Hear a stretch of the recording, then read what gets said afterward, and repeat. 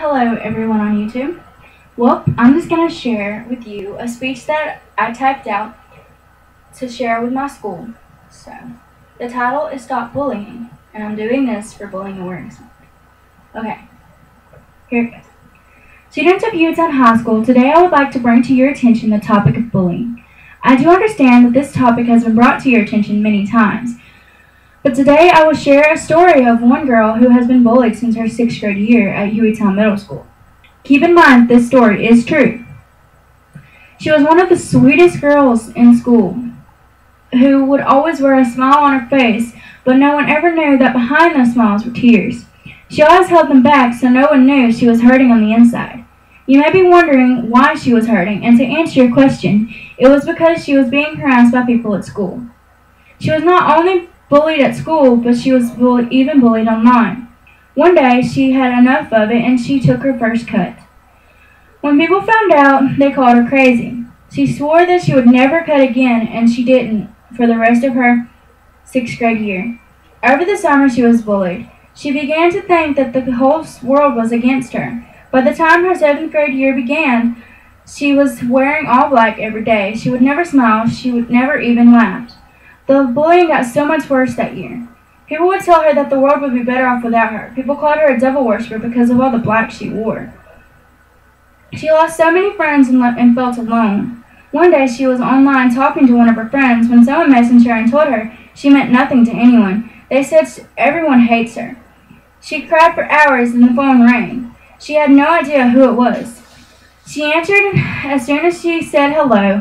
There were girls calling her names, cussing her out like she was nothing.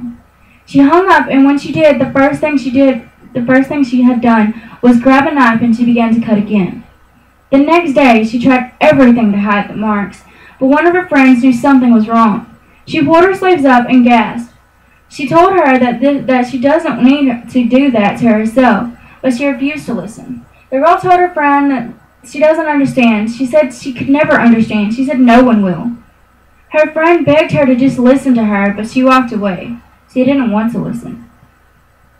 That same day, rumors were being spread about her.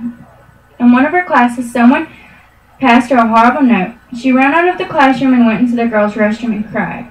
A girl walked in and asked her what was wrong. She finally broke down and told someone about the bullying. In response, the girl walked her to the counselor and told her to tell the woman what was going on. She refused.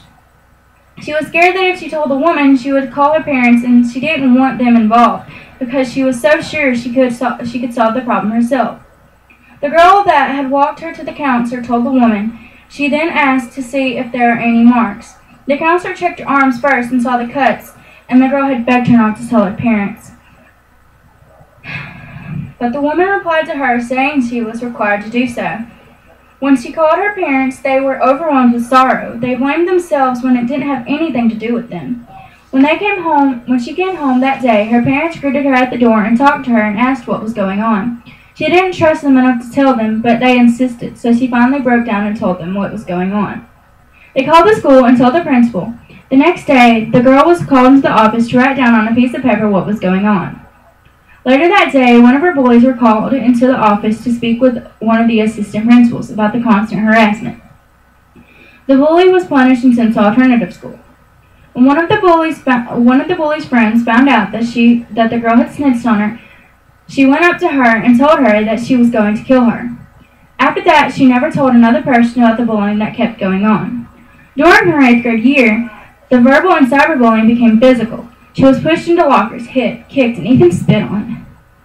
One week, she had a nervous breakdown at school in the hallway. Everyone was staring at her, laughing and talking. She was calmed down by one of the teachers that was near her at the time. She didn't return to school for a week, and during that week, she was diagnosed with anxiety and severe depression.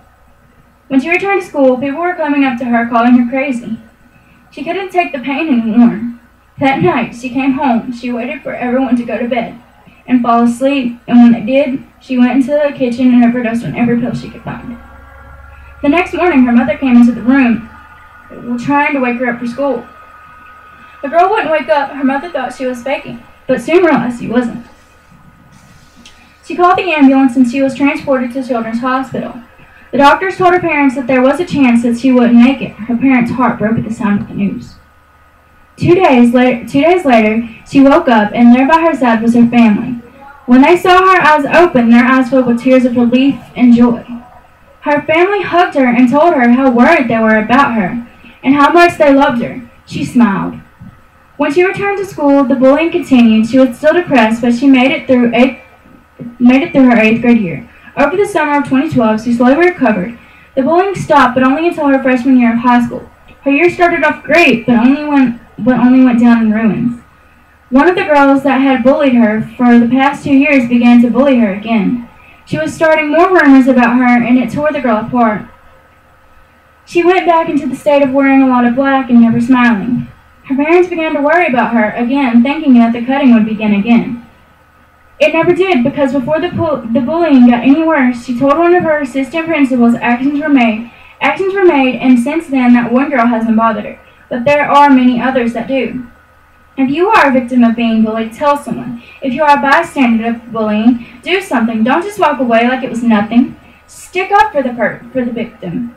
If you are a bully, then you need to stop the thing before you spread a rumor or say anything to them, because you don't know what they're going through in their home life, and they don't need you to make them more upset. Every 14.2 minutes, someone in the United States dies by suicide. Nearly 1 million people make a suicide attempt every year. Save a life, and remember, love is louder than words. Love is louder than depression. Love is louder than anxiety. Love is louder than bullying. Thank you.